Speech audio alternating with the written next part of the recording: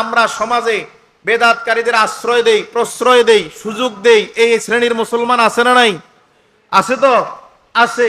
অথচ আল্লাহ রাসূল কি বলেন দেখেন, আবু দাউদ 4530 নম্বর হাদিস, সুনানে আবু দাউদ হাদিস নাম্বার 4500, আনা আলী রাদিয়াল্লাহু তাআলা আনহু কল, হযরত আলী রাদিয়াল্লাহু তাআলা আনহু থেকে হাদিসটা বর্ণনা। খোলাফায়ে রাশিদিন 4 জনের একজন, আল্লাহ রাসূলের জামাতা নাকি। তিনি কি বলেন দেখেন, তিনি বলতেছেন মান আহদাসা হাদাসান, যেই ব্যক্তি বেদাত তৈরি করে বা বেদাত করে, বেদাতের আমল করে, আও আওয়া মুহদিসান, অথবা কোন বেদাতকারীকে আশ্রয় দেয়। বুঝেন না মনে হয় কথা? কোন বেদাতকারীকে বলে, এটা কেমনে আছে সমাজে এখন ইমাম নিয়োগ হয় না, কথা কয় না, ইমাম নিয়োগ হয় তো, ইমাম নিয়োগ হোক, খতিব নিয়োগ হোক, বহুত কমিটি আছে।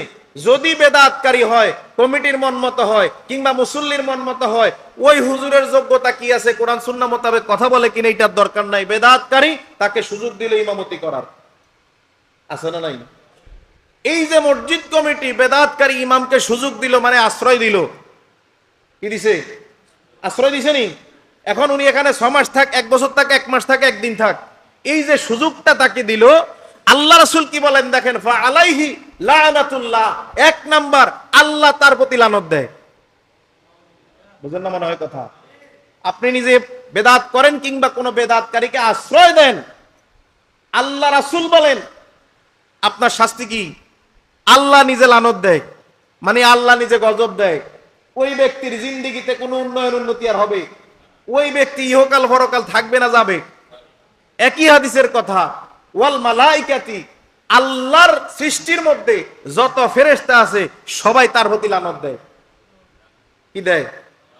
ওয়ান নাসি আজমাইন, এই পৃথিবীতে নয়, শুধু আসা এবং যাওয়া পর্যন্ত, কিয়ামত পর্যন্ত যতগুলো মানুষ, এখন যারা পৃথিবীতে স্থিতিশীল এমন না, যতগুলো মানুষ আসছে এবং আসবে, প্রত্যেকটা মানুষ ওই বেদাতকারীর প্রতি লানত দেয়, বলি নাউজুবিল্লাহ। একই হাদিসের কথা, আবু দাউদ 4530 নম্বর হাদিস। তাইলে একটা লোক বেদাত করে, তাকে সমর্থন করলে আপনার জন্য কি হবে? মনে আছে কথা? লানত আল্লাহর পক্ষ থেকে, সমগ্র সৃষ্টির পক্ষ থেকে, ফেরেশতাদের পক্ষ থেকে।